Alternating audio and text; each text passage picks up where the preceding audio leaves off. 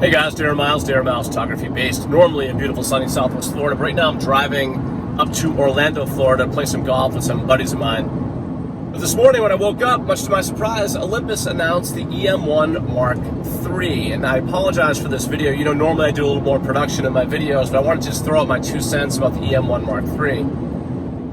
As many of you know, I started YouTube. I started on Micro Four Thirds. It was kind of my thing. I loved Olympus. I loved their lenses. I still have a slew of Olympus lenses. I still have a GH5. I vowed that I sold my last Olympus camera probably about 2 years ago, the EM-1 Mark I, and I vowed that I would get an EM-1 Mark II, but honestly, I just didn't feel compelled to do it because I had my GH5 and I was using it more for video, and I just didn't feel a strong urge to buy an EM-1 Mark II. Well, today Olympus announced the EM-1 Mark III. And overall, there's some nice upgrades to this. It's not a massive revolutionary shift towards anything new, but they did add a few new does have a few new features that I do find kind of interesting. The new processor, the XP9, leapfrogs the EM-1 Mark II and the EM-1X. It does now do up to 7.5 stops of stabilization on the sensor.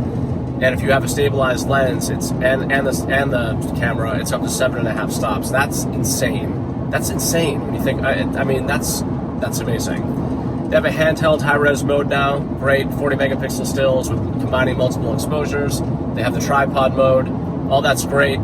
The video, they've definitely upgraded the video. It now has 4K at 24 and UHD at 30. Unfortunately, we don't get 60 frames. It's definitely catering or definitely geared more towards still shooters than it is video shooters. But it's better than what Olympus has done in the past. And then, you know, one of the cool things about Olympus, kind of like Fuji, and very much unlike other camera manufacturers, one of the great things about Olympus and Fuji is that they don't abandon their old cameras. One of the greatest things, they'll update and give us new firmware updates with new and cool features on cameras that are like 2 and 3 and 4 years old.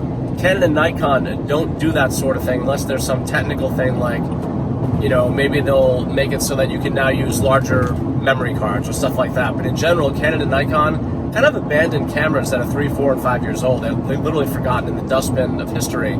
Whereas Olympus and Fuji do update and upgrade those cameras, which I think is pretty amazing. It brings a lot of value to the user. A couple other things: 2 memory card slots. One's a UHS2 or UHD2, whatever, UHS2 on the SD cards, and that's great. It is 2020 after all. It's so nice to see that at least Olympus offers 2 memory card slots, unlike other camera manufacturers like, I don't know, Canon, who for some reason doesn't feel a need to give us 2 memory card slots on a pro camera. I understand it's going to change. I do like the EOS R or EOS R, and I'll talk about that later in another video. But anyway, am I going to buy the EM-1 Mark III? In a nutshell, I am not going to be an early adopter. I'm going to wait for a sale because at $2,400, that's a lot of money for a camera with a Micro Four Thirds sensor. I know Olympus has amazing weather sealing. They throw everything at their cameras, everything, all kinds of features, in-body image stabilization, high-res mode, weird night shots, weird features. They have like the live view capture, all that stuff. It's all great. It's all good stuff. But it's still a Micro Four Thirds sensor, and where Micro Four Thirds falls down in general is in low light. Now, Olympus and Panasonic have come a long way. Low light shooting on Micro Four Thirds is considerably better than it used to be, but it's still not full frame. The noise levels that we get at 1600 ISO or 3200 ISO just can't compete with full frame sensors. Although, in general, I love the ergonomics of Olympus. I love the color science of Olympus, the user experience of Olympus, the hand grips, the way all the buttons are. It's just a great user experience. I just wish it wasn't handicapped with a Micro Four Thirds sensor. I wish that those ergonomics and that color science were available on an APS-C or full frame sensor. Anyway, am I going to buy one? Not yet. I'm going to wait for the first sale. I might buy one used. I may buy a used EM-1 Mark II now, because the EM-1 Mark II is an amazing camera. And going on that same philosophy, Olympus did update the firmware on the EM-1 Mark II recently to give us much better AF in video, and a lot of vloggers talked about that. So anyway, I will eventually buy another Olympus body. I do love the Olympus experience. I've just been so caught up with full frame cameras and Sony and Nikon, etc. I've kind of left Olympus fall by the wayside.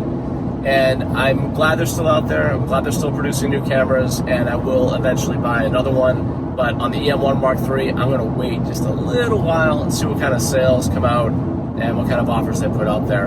And one other great thing about Olympus, it's great for street shooting, great for wildlife, because if you're out in the crap, cold weather, rainy weather, snow, whatever, the great thing about Olympus, the best weather sealed cameras in the industry, and the EM-1 Mark III seems to want to continue that tradition. So anyway, very, very capable camera. For me, just micro four thirds. I wish it had a bigger sensor. Anyway, I'm Darren Miles, Darren Miles Photography, based normally in beautiful sunny Southwest Florida. Today, I'm on the road to Orlando, Florida, play a little golf.